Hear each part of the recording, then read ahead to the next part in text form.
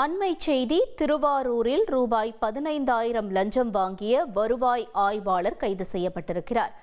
கூடுதல் தகவல்களை செய்தியாளர் மணிகண்டன் வழங்கிட நாம் கேட்போம். மணிகண்டன், வணக்கம். என்ன நிகழ்ந்தது? விவரங்களை பதிவு செய்யுங்க.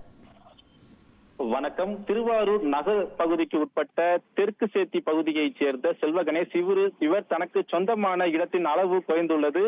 இதனால் தனது இடத்தை உரிய முறையில் வருவாய்த்துறை மூலம் அளவீடு செய்து தருமாறு திருவாரூர் வட்டாட்சியர் அலுவலகத்தில் பணியாற்றி வரும் முதன்மை வருவாய் ஆய்வாளர் ஜான் டைசன் என்பவரிடம் மனு அளித்துள்ளார். இதற்கு முதன்மை வருவாய் ஆய்வாளர் ஜான் டைசன் இடத்தை அளப்பதற்கு ரூபாய் 15,000 லஞ்சமாக கேட்டுள்ளார். இதனை ஏற்க மறுத்த செல்வகணேஷ் திருவாரூர் லஞ்ச ஒழிப்பு போலீசில் புகார் அளித்தார்.